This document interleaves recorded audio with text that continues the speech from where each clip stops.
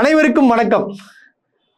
அதாவது இக்கால இளைஞர்கள், அதாவது பாத்தீங்கன்னா மே 3ஆம் தேதிக்கு பிறகு அரசியல் கத்துக்கினவங்க, அரசியல் பேசுறவங்கலாம் சத்தியமா சொல்றேன், அவங்களுக்கு ஒரு சொட்டு அறிவும் கிடையாது, மூளையும் கிடையாது, எதுவுமே கிடையாது. அதாவது சொன்னா ஏத்துக்கிற அந்த மனப்பான்மை கூட கிடையாது. இதை ஓப்பனா சொல்றேன். அவங்க மைண்ட் ஃபுல்லா நம்மளுடைய முதலமைச்சர் என்ன ஏத்து வச்சிருக்காருன்னு பாத்தீங்கன்னா, திமுக திமுக திமுக திமுக திமுக திமுக தான் எல்லாத்துக்குமே காரணம். நீட்டு ஒழிக்கிறேன்னு சொல்லிட்டு இந்த மாதிரி ஏமாத்திட்டாங்க. நீட்டு ரகசியம் என்ன அப்படின்னு சொல்லிட்டு ஏகப்பட்ட பேருங்க அந்த போராட்டத்தில் நான் போறேன்.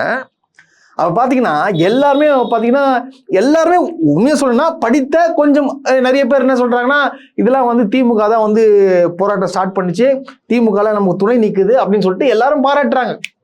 திடீர்னு பாக்குறேன் அந்த ஒரு கும்பல் ஒரு 5 கும்பல்னா நிறைய கும்பல், ஒரு 5-6 பேர் அப்படியே போராட்டத்துல ஊடுருவி என்ன பண்றாங்கன்னா, அந்த பாதகம் வைக்கிறாங்க. ஒரு சாட்ல என்ன பண்றான், உதயநிதி நீட் ரகசியம் சொல்லுங்க அப்படின்னு சொல்லிட்டு சாட்டை வச்சு கேட்டிருக்காங்க. நானும் போய் கேட்கிறேன், அவனுக்கு எதுவுமே தெரிய மாட்டேங்குது.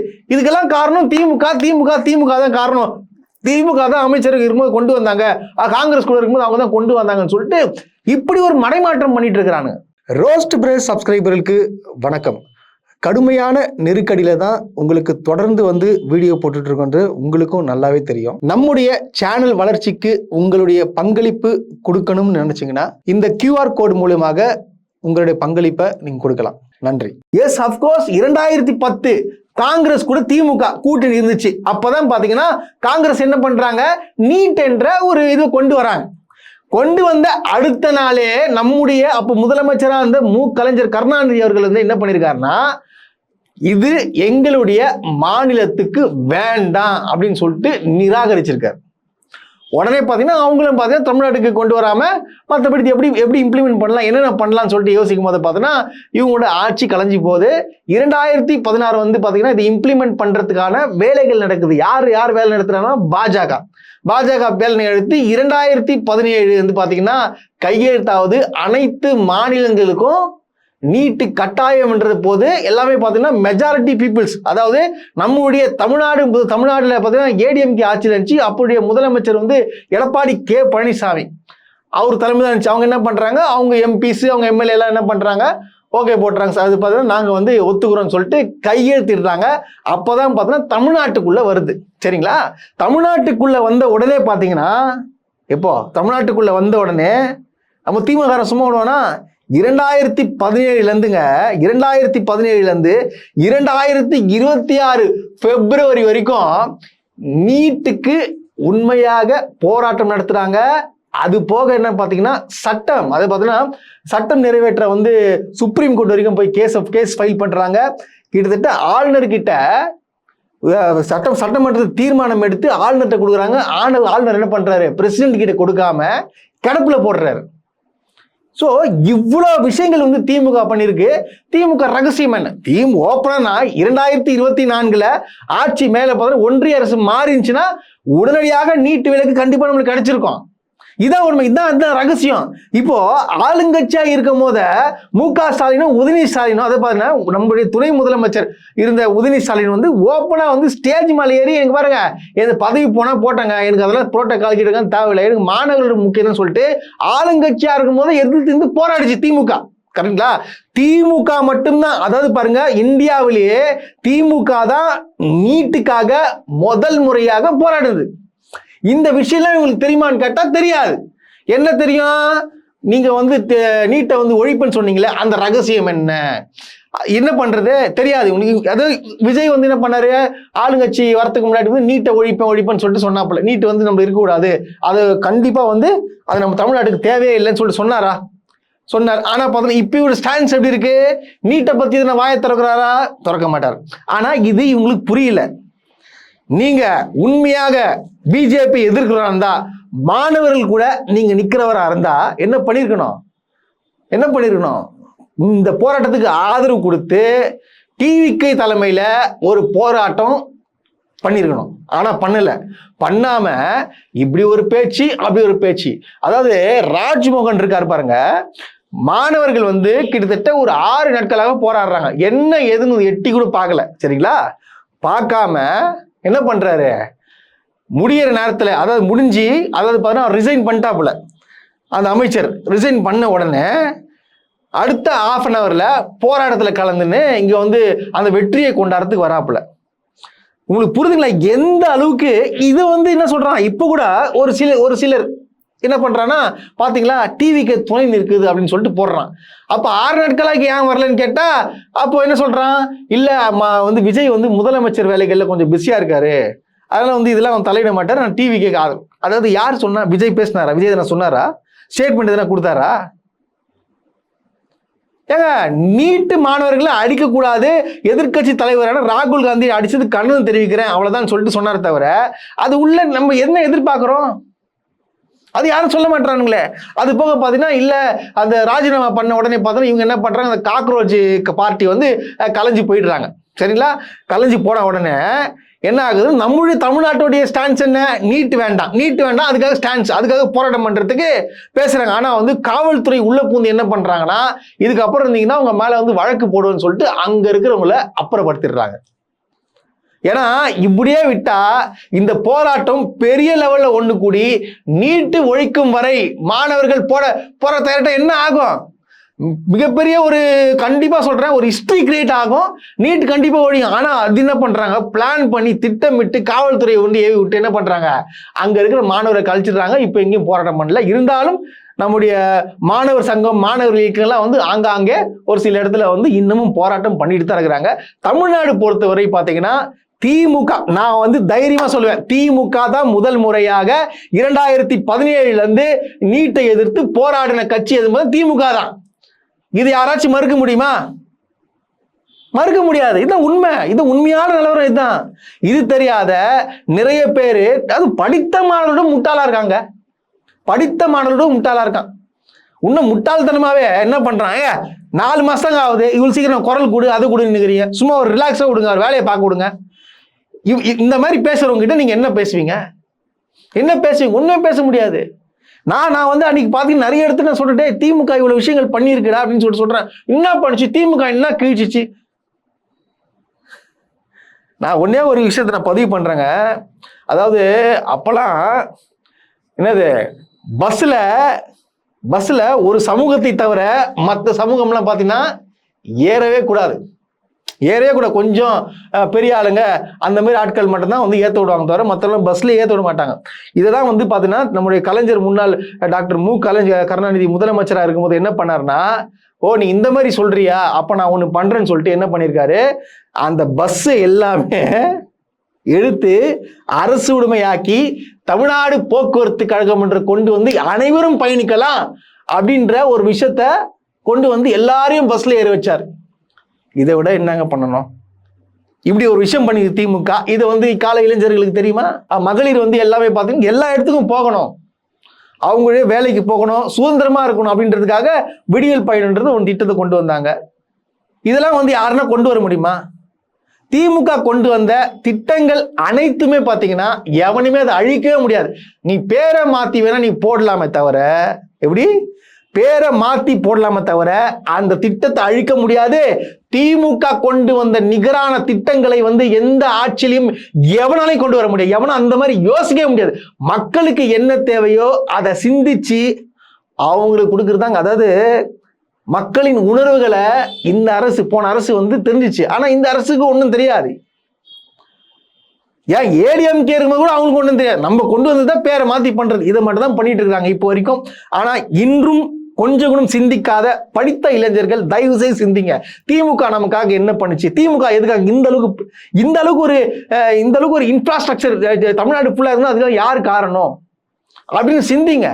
விஜய்ன்ற ஒருத்தரை பிடிக்கணுன்றதுக்காகவே நீங்க படித்த படிப்பு, அந்த மூளைகள் எல்லாமே கலட்டி வச்சுட்டு வர்றது வந்து அது ஏத்துக்கும்படி இல்லவே இல்லை. தயவு செய்து கொஞ்சம் புரிஞ்சுக்கோங்க. அதுக்கப்புறம் பாத்தீங்கன்னா என்னதான் வந்து நம்மளோட முதலமைச்சர் வந்து தவறு செய்தால் கண்டிப்பா வந்து தண்டனை கிடைக்கும், எவனா லஞ்சமோ ஊழலோ இதெல்லாம் இறங்குனீங்கன்னா நான் ஒருத்தனையும் விட மாட்டேன் அப்படின்னு சொல்லிட்டு உங்களுக்கு சொன்னாரு, எல்லாருமே தெரியும்.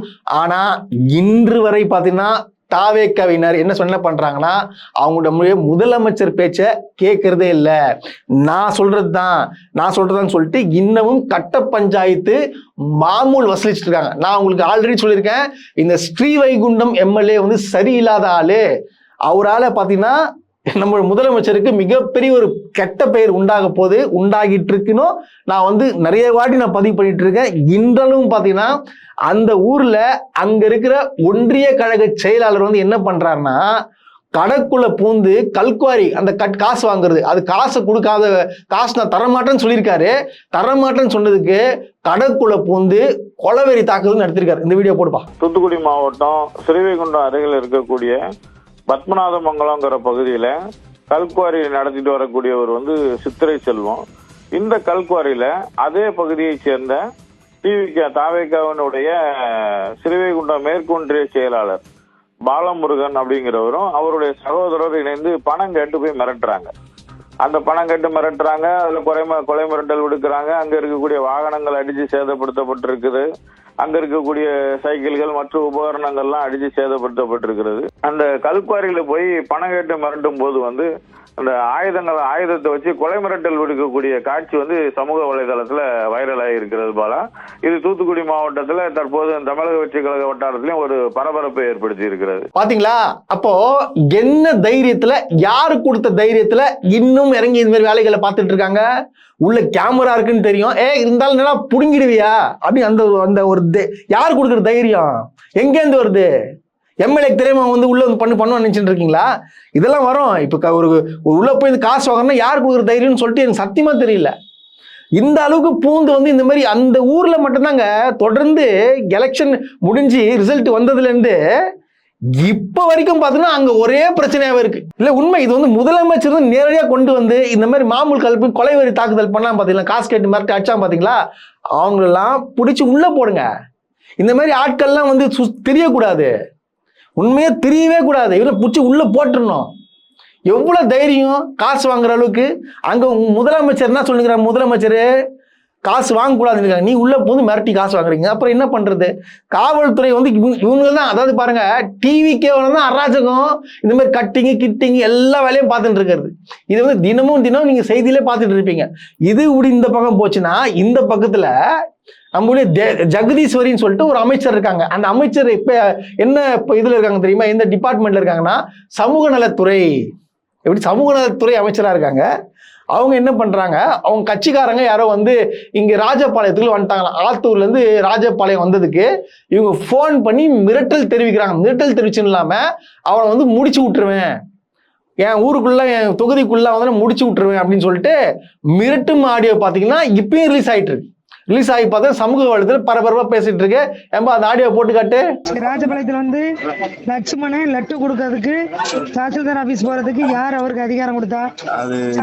தாசில்தார் இங்க வந்து எப்படி பேசுறது? நீங்க லட்சுமணன் போன் பண்ணி சொல்லிருங்க. நான் சட்டப்படி லட்சுமணன் மேல பிறகு நான் கம்ப்ளைண்ட் எழுதி கொடுத்து பிறகு உள்ளத்துக்கு வச்சுக்கோங்க. உங்களுக்கு தெரியும்ல, ரொம்ப ஆரம்பத்துல இருந்து சீண்டிட்டு இருக்காப்ல, தூக்கி வச்சு சட்டியோட வச்சு அடிச்சு கொண்டு வெளியே எடுத்துருவேன்.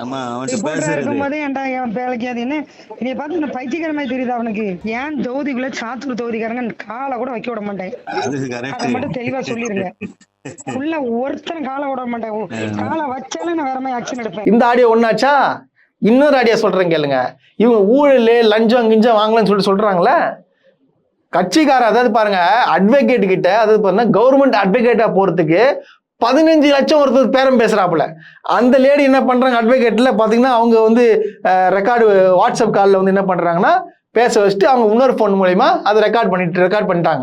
ரெக்கார்ட் பண்ணி சமூக வளத்துல விட்டாங்க. இவங்க இந்த மாதிரி பண்றாங்க, தொடர்ந்து இந்த மாதிரி காசுக்கு இந்த மாதிரி தான் வந்து முறைகேடாக நியமிக்கிறாங்க அட்வொகேட் சொல்லிட்டு இதையும் போட்டு விட்டாங்க. இந்த ஆடியோ கொஞ்சம் போட்டு கேட்டுப்பா. வணக்கம் சார். மத்திய மாவட்டத்துல இருந்து டிவி கிளம்புறேன்.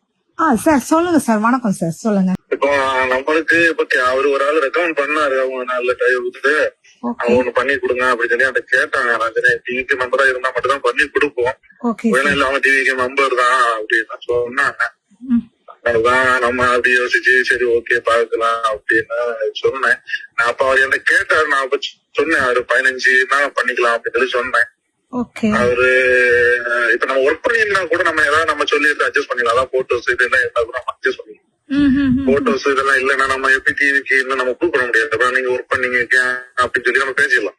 அப்படி ஒன்னும் எல்லாத்தினால அப்படி பேசினது அமௌண்ட் சார். இது ரொம்ப ஹெவி சார், என்னால அவ்வளவு பண்ண முடியுமான்னு தெரியல. கொஞ்சம் நீங்க கம்மி பண்ணி பண்ணுங்க சரிங்களா? கம்மின்னா நம்ம ஒரு 12 பண்ணலாம். 12 யூஸ் பண்ணலாமா? அதுக்கு மேல ரொம்ப கஷ்டம். ஏன்னா டேரக்டா என்கிட்ட இருக்கனால பிரச்சனை கிடையாது. மத்தவங்க வரும்போது அவங்க கமிஷன் அது இதுன்னு கொடுக்கறதுனால நம்ம இதெல்லாம் இல்லாம இருக்கும். இப்ப நான் வேற யாராவது கூட்டு வந்தா கூட நான் கமிஷன் அதுன்னு கொடுக்கும் போது பெருசா போகும். இதெல்லாம் பெருசா போகும். அதனால நம்ம கிட்டே டேரக்டா இருக்கனால நான் அவரும் ரெக்கமெண்ட் பண்ணவும் கேட்கல. அதனால பெருசா போகாதனால நான் 12 வரைக்கும் பார்த்துட்டு முடிக்கலாம். இப்ப 12னா ஓகே, 12:30 முடிச்சு கொடுக்கலாம்.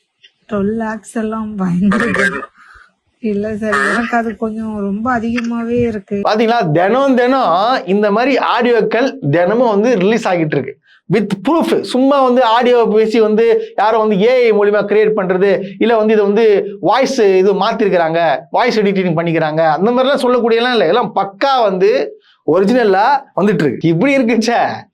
இன்னொரு பக்கம் என்ன பார்த்தோன்னா இந்த இன்னொரு ஆடியோ வந்திருக்கு. இந்த ஆடியோல என்ன சொல்றாங்கன்னா, சாத்தூர் மாவட்ட செயலர் என்ன பண்றாப்புல, பதவி மட்டும் உங்களுக்கு வேணா வருவீங்க, படம் பார்க்க வர மாட்டீங்களா அப்படின்னு சொல்லிட்டு அவங்க நிர்வாகிங்கிட்டே என்ன சொல்றாங்கன்னா, 1500 ரூபாய் டிக்கெட்டு யாரெல்லாம் வரணும் வந்து வாங்கின்னு போக சொல்லு அப்படின்னு சொல்லிட்டு இந்த பக்கத்துல கேட்கறாங்க. பாத்துங்க, பிளாக்ல டிக்கெட் வைக்கிறது ஊழல் ஒழிப்பேன் சொல்லிட்டு சொல்றாப்புல. ஆனா இவங்க நீ வேற பாப்பா எங்களுக்கு பழக்கப்பட்டு போச்சுன்னு சொல்லிட்டு என்ன பண்றாங்க, பிளாக்ல டிக்கெட் விற்கிறானுங்க.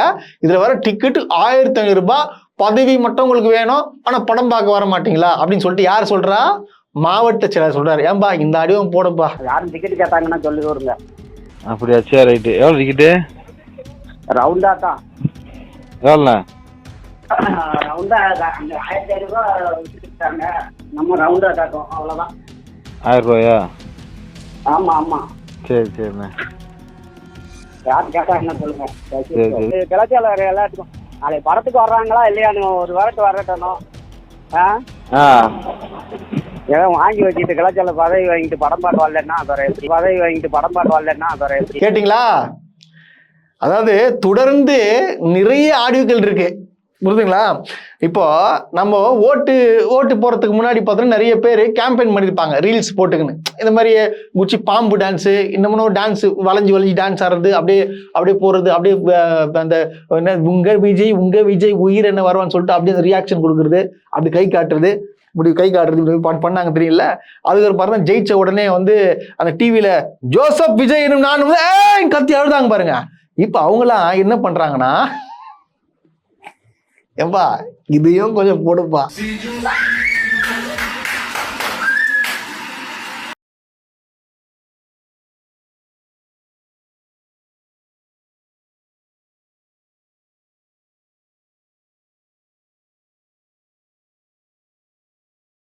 விஜய் அண்ணா எனக்கு ரொம்ப ரொம்ப பிடிக்கும் தான், நான் இல்லைன்னு சொல்லல. அங்கங்க மக்கள் வந்து நீட்டுக்காக போராடுறாங்க, தண்ணி வரல, அழுக்கு தண்ணியா இருக்குன்னு 1 வாரமா வந்து போராடிட்டு இருக்கிறாங்க. எவ்வளவோ எங்கெங்கயோ பிரச்சனை நடக்குது. ஏன் பெண்கள் பாதுகாப்பு பத்தி என்னதான் நடக்குது ஒண்ணுமே புரியல. அந்த பொண்ணு 10 வயசு பொண்ணு இறந்தது, அதுக்கான தீர்வும் ஒண்ணும் கிடைக்கல. இத பத்தியே ஓடிட்டு இருக்குது. நம்ம படம் தான் பார்க்க போறோமா? எல்லாம் போயிருக்காங்களே. எல்லாம் போயிருக்காங்கன்னா அவங்க எப்படின்னு எனக்கு தெரியாது. எனக்கு வேண்டியது மாற்றம், அவ்வளவுதான். விஜய்னால கிடைக்கணும், அதுக்காக பார்த்துட்டு யோசிச்சுட்டு உட்காந்துருக்கேன். என்னடா அது இப்படி பண்றாங்க? படம் எப்ப வேணாலும் பாத்துக்கலாம். என்ன மைண்ட் செட்ல தான் இருக்காங்கன்னு தெரியல. ஆனா கெட்ட பேரு விஜய் அண்ணாக்கு தான். இவங்களால விஜய் அண்ணா வந்து எல்லாருக்காகவும் வந்திருக்காங்கன்னாங்க. ஆனா இவங்க எல்லாம் சேர்த்து விஜய் அண்ணா பாருங்க. அதாவது அப்படி கத்தி குதிச்சவங்க எந்த அளவுக்கு மாறுறாங்கன்னா அவங்களுக்கே தெரிய வருது ஆட்சி சரியா போல. அதாவது கட்சிக்காரங்க வந்து தேவையில்லாத வேலைகளை பார்க்குறாங்க. இங்கே பார்த்தீங்கன்னா தொடர்ந்து அனைத்து குற்றங்களும் நடைபெறுது, கரண்ட் பில்லும் ஏறுது, குற்ற செயல்களும் ஏறுது. அவங்க என்ன கேட்குறாங்க, பெண்களுக்கு பாதுகாப்பு எங்க அப்படின்னு சொல்லிட்டு டிவி கேக்காக ஃபயர் விட்டு எகிரி குதிச்சு பாம்பு டான்ஸ் ஆடினவங்களாம் என்ன பண்ணுறாங்க, இப்போ கேள்வி மேல் கேள்வி கேட்க வர்றாங்க. இப்போ என்ன சொல்ல வரீங்க, இப்பயும் ஆட்சி சிறப்பாக நடக்குதுன்றீங்களா? சிந்திக்கணும். அதாவது ஓட்டு போடுறதுக்கு முன்னாடி கொஞ்சம் சிந்திருச்சிருந்தீங்கன்னா இந்நேரத்துக்கு எத்தனை பேர் கண்ணீர் விட்டு அழுதிங்க. உங்க கண்ணீர்லாம் பார்க்கும் போது அப்படியே வந்து எனக்கே சோகமா தேட்டர்ல அழுதிங்களே, நேரம் நீங்க தேட்டர்ல அழுதுருப்பீங்களா? சந்தோஷமா சிரிச்சிட்டு அடுத்த படத்துக்கு தலைவன் தயாரா இருப்பான், நீங்களும் தயாரா இருப்பீங்க. இது தேவையா உங்களுக்கு? இப்போ எதுக்கு அழுதிங்க? ஒழுங்கா ஓட்டை மாத்தி திமுக போட்டிருந்தா இந்நேரத்துக்கு தலைவன் வந்து 5-6 படத்தை சைன் பண்ணியிருப்பாப்புல. எல்லாத்தையும் இழந்துட்டு உக்காந்துட்டு இருக்கீங்க பாரு. எனக்கு தான் ரொம்ப கஷ்டமா இருக்கு.